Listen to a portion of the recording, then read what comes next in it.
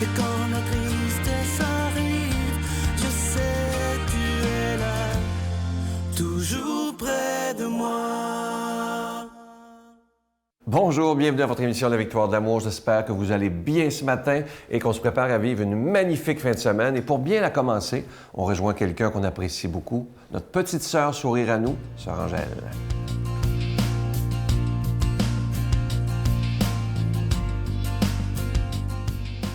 Eh bien, bonjour.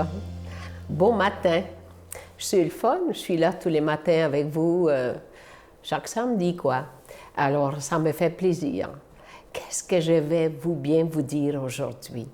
Aujourd'hui, je voudrais vous passer vraiment au niveau du christianisme et je vous dis que je vais vous parler de Noël et de Pâques. C'est quoi? Pour ça que vous avez la crèche et la croix. Alors, la naissance et la résurrection. Souvent, je dis pourquoi les deux? Parce que les deux fêtes les plus importantes de l'année, nous, les chrétiens. Alors, vous voyez, dans cette journée, que c'est le christianisme et joie. L'Évangile commence par la joie de Noël et s'achève par celle de Pâques. Les discours de Jésus débutent par les béatitudes et se terminent par la promesse de la joie que nul ne peut ravir. Personne ne peut passer à côté de ça. Voyez-vous, les béatitudes, la résurrection, la naissance, c'est ça qui mène à la joie. Et c'est ça que ça fait une conclusion, nous, les chrétiens. Si tu voulais remercier Dieu pour toutes les joies qu'il te donne, il ne te resterait plus de temps pour te plaindre. C'est vrai que quand on voit partout où Jésus a passé, il a passé dans la pauvreté totale, il a passé à travers toute sa vie dans l'injustice, dans de certaines situations pénibles, mais il a toujours su sortir la tête haute avec joie. Et c'est pour ça qu'il a accepté la croix. Pourquoi? Pour passer à la résurrection. Vous savez, dans la vie, des fois, il arrive des choses inattendues. Alors, il faut se tourner vers lui et se dire, tu as été l'exemple de nous et c'est nous qui devons tout simplement se convertir à cette joie. Et c'est pour ça, je vous parle toujours de joie, parce que la joie guérit bien des choses. Vous savez, dans les maladies, aujourd'hui, souvent, pourquoi le Seigneur m'a envoyé cette croix? Le Seigneur n'envoie pas de croix, c'est nous qui la prenons. Puis il ne faut pas l'acheter. Même la maladie, il faut la laisser, il faut se libérer de ça. Souvent, mon expression, j'ai dit, ah bon, ben regardez, quand il nous arrive quelque chose, il ne faut pas l'acheter, il faut le vendre. Alors, vendez-les donc. Et puis, gardez-vous dans cette joie, dans la naissance, dans la résurrection et dans l'amour du Christ sous la croix. Notre Père qui es aux cieux, que ton nom soit sanctifié, que ton règne vienne, que ta volonté soit faite sur la terre comme au ciel. Donne-nous aujourd'hui notre pain de ce jour. Pardonne-nous nos offenses comme nous pardonnons à ceux qui nous ont offensés. Ne nous laisse pas entrer en tentation, mais délivre-nous du mal, car c'est à toi qu'appartient le règne, la puissance et la gloire pour les siècles des siècles. Amen. Donne-moi rendez-vous dans l'éternité, qu'il faut croire toujours en toi. Mais mon Dieu, j'ai besoin de toi, comme lui savoir dresser la table, chanter l'amour, genre de toute la terre. Prends mon cœur, je l'ai gardé pour toi, mon Dieu. La victoire de l'amour, c'est la force de la foi. On a tous un rendez-vous dans les bras de Jésus. Tellement heureux de vous parler de ce beau cadeau du mois. J'en reviens pas comment il est beau et original surtout. Il s'agit du bracelet chapelet en bois d'olivier authentique. Et vous allez voir au bout du bracelet, d'un côté, c'est une petite croix ornée de zircon. De l'autre côté, la clé de Saint-Pierre. Et évidemment, ce bracelet chapelet, il est déjà béni. Vous allez voir notre amie Brigitte qui prit le chapelet et ensuite, tout simplement, le chapelet devient un bracelet. Puis ça tient bien par-dessus. C'est vraiment fait pour ça. C'est d'une grande, grande originalité. Je vous rappelle que c'est en bois d'olivier. Et le bois d'olivier a plein de symboles pour la vie spirituelle qui sont les suivants. La longévité, l'espérance, la paix, réconciliation, la victoire, la force et la fidélité. Je vous rappelle que c'est avec un don de 25 $. Si vous en voulez deux, avec un don de 40 $, je vous donne l'adresse. La Victoire de l'Amour, casier postal 120, succursale Boucherville à Boucherville, le J4B 5E6, je vous la redonne. La Victoire de l'Amour, casier postal 120, succursale Boucherville à Boucherville, le J4B 5E6. Également par téléphone, par carte de crédit, du lundi au vendredi de 8h30 à 16h30 dans le 514-523-4433, 523-4433 ou sans frais, le 1-888-811-9291, 1-888-811-9291 et aussi sur notre site Internet, le www.lavictoiredelamour.org. Alors, je vous rappelle ce beau cadeau du mois qui est vraiment très original. Et je vous le dis, c'est autant pour les jeunes, les moins jeunes, les hommes, les femmes. C'est vraiment les gens qui vont voir avec ça, vont dire, mais c'est quoi ça? Parce que c'est vraiment d'une belle originalité. Et moi, je veux vous dire merci de tout cœur de votre grande générosité et merci aussi d'une chose qui est la plus importante, votre prière soutenue.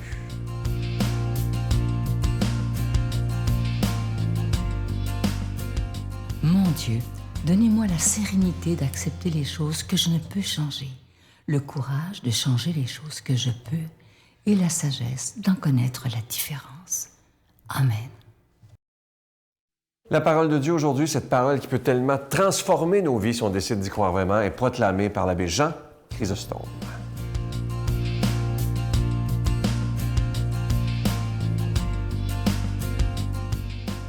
Bonjour, chers frères et sœurs. En ce beau mois de septembre, je voudrais vraiment vous saluer et vous dire tout mon attachement, en fait, à cette belle émission et à ces beaux enseignements qui nous viennent du Seigneur et qui nous sont donnés à chaque matin. Je suis très heureux de vous retrouver pour commencer cette nouvelle saison. Pour moi, c'est la première fois en ce mois de septembre que je vous parle. Alors, je vais vous proposer le texte que nous avons aujourd'hui et c'est un texte tiré de l'Évangile selon Saint Luc. C'est l'évangile de la joie. Alors vous comprenez la joie que j'ai de commencer cette nouvelle année avec vous. Comme tout le monde était dans l'admiration devant tout ce qu'il faisait, Jésus dit à ses disciples, « Ouvrez bien vos oreilles à ce que je vous dis maintenant. Le Fils de l'homme va être livré aux mains des hommes. » Mais les disciples ne comprenaient pas cette parole, elle leur était voilée, si bien qu'ils n'en percevaient pas le sens et ils avaient peur de l'interroger sur cette parole. Voilà, chers frères et sœurs, ce court extrait de l'Évangile selon Saint Luc. Et il nous est proposé en ce jour où nous célébrons aussi la bienheureuse Émilie Gamelin. Je voudrais me permettre, en fait, pour cette intervention de ce matin, de vous parler d'Émilie et de faire un petit lien avec le texte de l'Évangile. Émilie, cette femme qui est de chez nous, cette Montréalaise qui est née et qui a grandi dans ce milieu. Émilie, c'est une femme qui a été évidemment mère et épouse, voyez-vous. Mais très vite, elle a perdu ses parents, elle a perdu ses enfants même, et elle a perdu son mari. Et Émilie, par la suite, a été complètement dépouillée, comme laïque engagée, qui a reçu la foi de sa mère, qui a été élevée dans cette foi. Elle a été dépouillée. Mais par sa foi, elle a été capable de s'attacher au Seigneur et de continuer à vivre d'une manière vraiment enracinée dans le Christ. Et c'est intéressant de voir comment cette femme qui a souffert de la perte des membres de sa famille, de tous les membres de sa famille, est devenue une femme qui finalement a été marquée par la compassion. Elle a été, je dirais, quasiment marquée d'un sceau, d'une empreinte spéciale. Et c'est beau de voir cela en cette année de la miséricorde où nous explorons la compassion de Dieu pour nous. Émilie a été marquée par la compassion d'une manière telle qu'elle a fait des gens marginalisés, des pauvres, des gens seuls. Elle en a fait des membres de sa famille.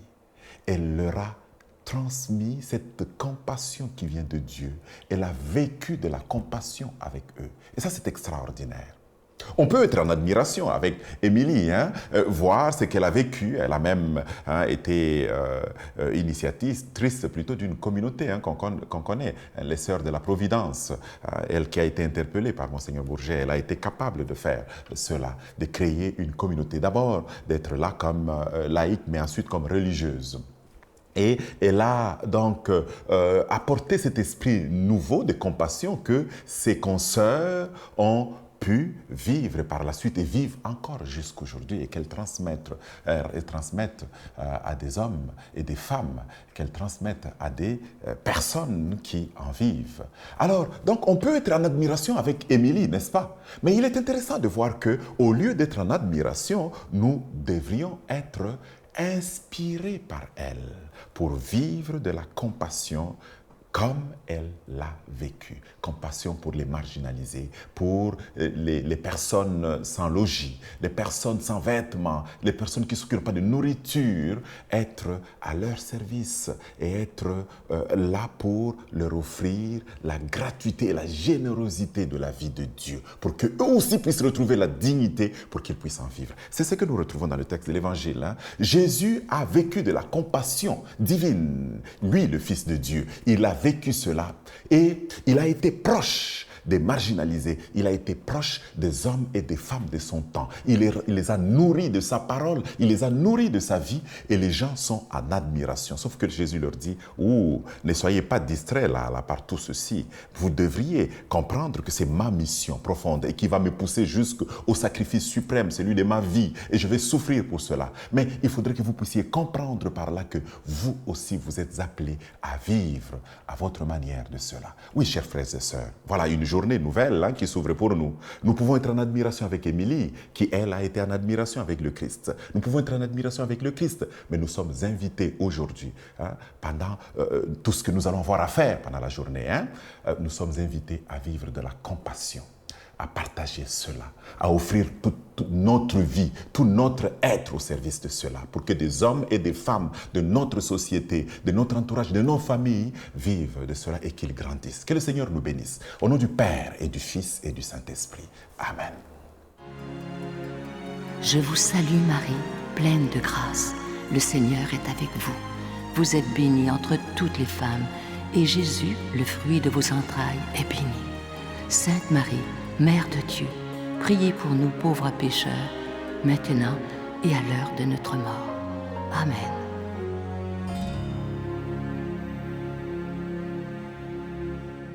Je vous invite à être avec nous demain parce que c'est toute une émission, je dois vous dire. C'est la première fois en 21 ans qu'on parle d'un sujet comme ça, la victoire de l'amour. Il s'agit d'un couple qui a vécu l'infidélité conjugale et ça a duré des années, là, je vous le dis. C'est une histoire, on dirait, d'un film.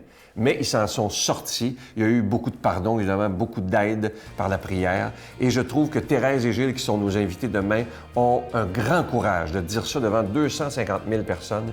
Mais moi, je leur lève mon chapeau. Et vous allez voir, cette émission-là va susciter beaucoup de discussions dans les maisons. Ça, j'en suis convaincu. Mais soyez là demain, je vous le dis, 5h30 et 12h30. Je vous attends. Bye! Je me suis retrouvée une nuit à pleurer comme une madeleine parce que je voyais bien que mon rêve de mariage était en train de s'en aller chez le diable.